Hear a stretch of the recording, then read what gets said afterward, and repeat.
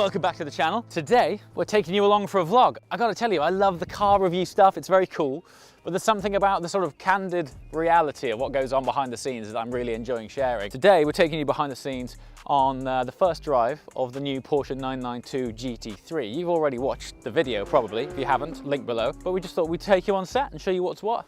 Just show you what goes on behind the scenes. Porsche have been sort of squeezing in the odd hour here and there for journalists and content creators to come down and drive this wonderful machine here. So if you come and follow me, I'll show you around it. What you might notice about this car, it's German plated, but it is actually a right-hand drive car. Check this out. There we are though, you see. When you're driving it on the road, the reviews for the journalists are applicable, being a right-hand drive car, but this is actually a pre-production car. I'm not entirely sure, but I think this car might ultimately end up at the Silverstone Porsche Experience Centre, maybe. I think after about 6 months of use, technically these are no longer road legal being a pre-production car. So yeah, you might actually get a chance if you get yourself down to the Silverstone Centre at some point in the future, you might actually be able to drive that exact car. Because journalists are in and out of here day in, day out, we've got a super tight window. We've basically got 2 hours with the car each. The track sessions are intense. So Porsche have got down this tyre service here, where when we bring the car back, it's predictably absolutely stinking. It wouldn't be fair to send out another journalist on a scrubbed pair of tyres. So we've got this service down here and they're constantly swapping, as you can hear, tyres on the go. One thing that I've been absolutely amazed by, taking this car out earlier on the road, double wishbone front end, rose joints, and the compliancy of it was ridiculous. Now, if you drive a 3.8 997 3RS back to back with an RS4 litre, the 4 litre feels quite stiff because of the rose jointing and it being a more track biased car. And I thought, reading it on paper, they don't sound dissimilar in terms of the evolutions that they've made. That thing, the compliancy of it is incredible. But more incredible is these are some tyres which have been absolutely sent on track. I mean, every journalist is coming here because we've got such a small time frame that these things are taking a beating. The beauty of the double wishbone front end is that it allows the tyre to spend more time effectively making contact with the surface of the tarmac. When I brought mine in, the first thing I wanted to do, lock over the wheels and take a look at these tyres, and sure enough, the outer edge, and these have been fully sent, look at it. The outer edge is completely fine. Tyres last longer, grip is just phenomenal. I said on my first drive review, the defining word for this car for me is grip, because the lateral load and the grip you could throw onto the front end with a bit of braking to get the weight on the nose, it is incredible. This guy here giving us fresh rubber, and also when we bring it in, he also comes and resets our tyre pressures to make sure that they are optimally pumped, as it were, which is always helpful. Part of the stuff that you don't see behind the scenes between every journalist is a complete car reset. So not only do we have new tyres, the car basically goes through a full wash, de-cleanse, etc., which is happening right now, hence it being up on the jacks to swap tyres. That happens in real time right there, look. This is happening right now, so that's cool. So when you turn up, you don't actually know that literally half an hour ago, this thing was being ragged within 10 inches of its life. So it's pretty good fun. These have been on for 3 days. So I've just found out, I thought that was just my session. These have been on for 3 days of journalism in high intensity. That is ridiculous.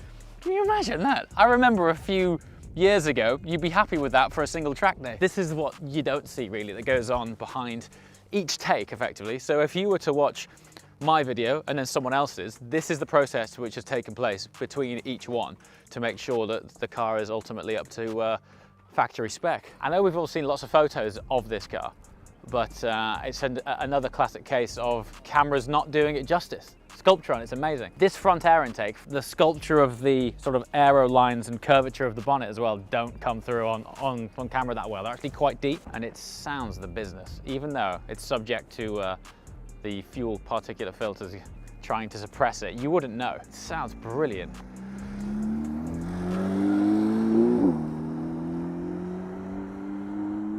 What we're doing now is waiting for the sound of this beautiful flat six at 9,000 RPM, because this is now subject to fuel particulate filters, aka bung up the backside. However, I'm pretty convinced that Porsche have managed to do some more magic, which is make it sound good even with the bungage, as it were. So let's wait for it. hopefully this guy comes past full chat. Yep.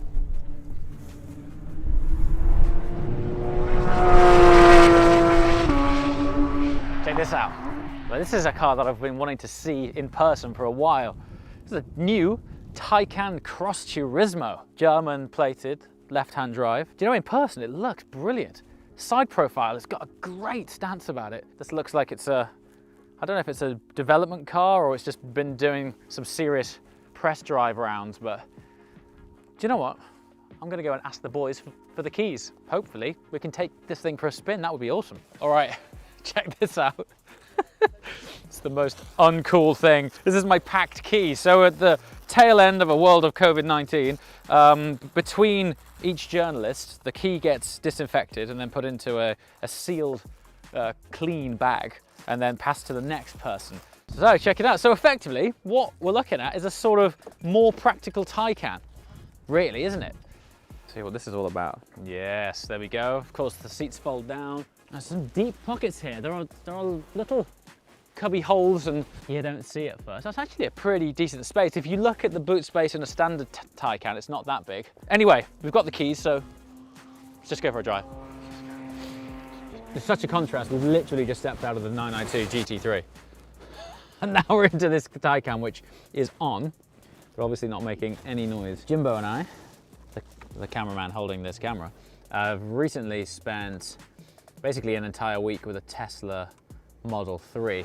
The defining feature of that car actually isn't the car at all, it's the charging network, which is one of the main reasons why we couldn't have gone for something like this, because the miles that we do, if we do want to do a journey in an electric car, we actually can't do. We went from London to York not so long ago, and on the route we were on, the Tesla supercharger network was there for us always. And you get in, and by the time you've gone in for a comfort break, coffee, come back, a 20-minute charge in a Tesla gives you enough distance to then hop on to the next supercharging point. Sadly, not the case with these right now. It'll get there, and when it does, I'll probably be the first one to hop out of a Tesla and into a Porsche, but sadly, for our lifestyle and work style right now, can't do it. Hey, Jimbo. Tell me if you're going to floor it. I'm not going to tell you. I'm not going to tell you that. Wow. I know everyone goes on about this. The problem with electronic propulsion is its democratized performance. There's no such thing anymore as a impressive 0 to 60 because it's just there. It's just like it's always there, but I can't help but think it's somewhat of a party trick. It's incredibly impressive. The thing with the Taycan is it's developed by Porsche, who have a deep legacy of motor racing, building fantastic sports cars, road cars, drivers' cars, and you can feel that in the DNA of the car. So when you show it a corner, it actually handles like a Porsche. I mean, that is super cool. Like, the acceleration is amazing, but I don't know, after you've done it, now what? I don't know. It's super impressive, but right now you just have to approach them as impressive daily drivers. I don't think it's the kind of thing that you would take out for a sunny Sunday drive somehow. It's quite strange, but my God, is this thing ballistic propulsion, like ballistic. So thankfully we have stayed within the confines of Bedford Autodrome, so we are on a private road. We're not just launching this down the highway. The build quality though, and this is something else. I mean, the Tesla, no disrespect, Elon, you've built an amazing product, but I can't help but approach it similar to a white good. It's kind of like, you know how your washing machine does a good job of washing, and your dishwasher does the dishes well, your Tesla does the commuting well, is what I would say. And that's kind of how it feels. It's very good at facilitating a job, but it doesn't facilitate any emotional stimulation. And this does to a degree. It's definitely the best electric car experience I've had by far and away is a Porsche Taycan. The Cross Turismo as well is fantastic. But importantly, when you tip it into a corner, which we've got at the bottom of this road here, crikey, onto the brakes, of which we have Porsche's phenomenal carbon ceramics.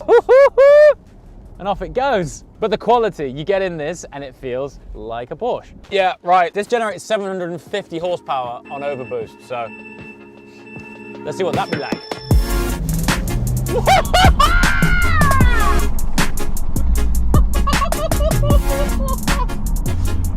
Oh my God! Absolutely ridiculous. In Sports Plus mode, full deployment of all 700. That's the thing with these things, is in most, well, in every petrol combustion engine car, you build up and find maximum horsepower, maximum torque through the rev range.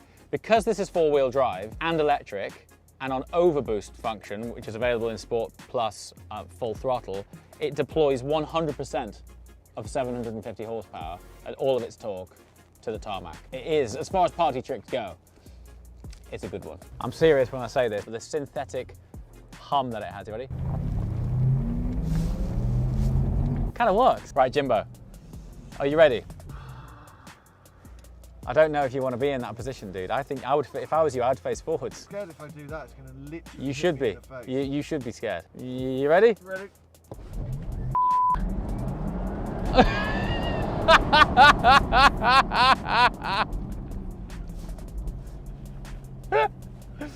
It's so ridiculous. I'd like to hear, or I'd like to see some, like a proper data study on the actual carbon footprint of, from like start to finish manufacturing process. I just think it's too early. Right now, I don't know, there's lots of controversy, even though the sort of local emissions, i.e. the emissions that the car emits, which is supposedly zero, is low. I just can't help but think it's sort of offset down the line to a larger exhaust pipe. Like if your power's not coming from a renewable energy source, isn't it just offsetting the emissions elsewhere? I don't know. Comments below. Perhaps I'm just being a bit of a pessimist. Okay, we've found ourselves somewhat of an off-road section. You can raise this car up. I think it goes up 10 mil above its sort of standard setting. And then, which is quite fun, you can geotag the location where you actuated the lift. So say, for example, every day you drive home from work, you come up against a bump or a speed bump, and you stop the car and you press lift up. What you can do is preset it like that, smart lift, save. If I save that now, the next time that this car comes to this exact location, it will lift up for you in advance so that you don't have to, heaven forbid, use your index finger to lift it yourself. Now, let's go and see what this ride height looks like. Now check that out. Actual, and this is why it's called the Cross Turismo. Do you remember the Audi Allroad? Do you remember that? Back in the day, years ago, it's kind of like one of those. It's like a RS6 on stilts type of thing. And that's why it's a Cross Turismo. Now we found some rough terrain. Let's see where we can take this thing. It's just crazy. This is an actual off-road section of an event stage, really, that they've got here, but look at this. That extra ride height, well, that was the last thing I ever expected to do in a Taycan.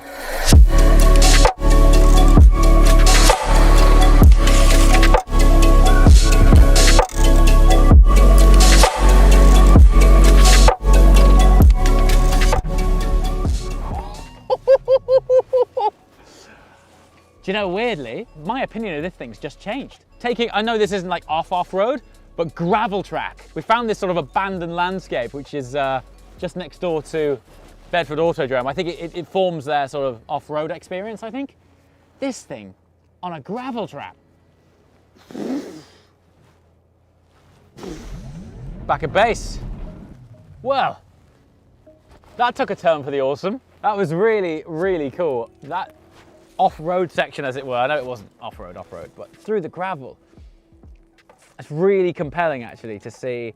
Do you know, and actually, this drive is a week after that Extreme E has been taking place in the desert of Saudi. And watching that, you can really see the benefits of like the electric application in the desert for like super fancy torque vectoring and just savage torque and traction. Pretty cool. That section just then, small, but very sweet. Yeah, I like this thing. Very, very cool. I'm gonna take my little disinfected handbag with me. All right, so there we go. Pretty productive day, actually. We filmed that thing this morning, so GT3 video in the morning, Cross Turismo and vlog in the afternoon, and now I've got to head up the road. We're going to Alton Park because it is my final test day with the new seat fitting that I had to make that car fit me like a glove before our first race. So lots to be looking at. I'm gonna have to shoot Jimbo, but as always guys, thank you so much for watching. If you like what you've seen, be sure to leave a thumbs up. If you really like it, be sure to subscribe, and if you really like it, when you subscribe, hit the little bell to the right hand side, and that will let you know when new content goes live for the first time. As always, thanks so much for watching, and I shall see you next time. Ciao.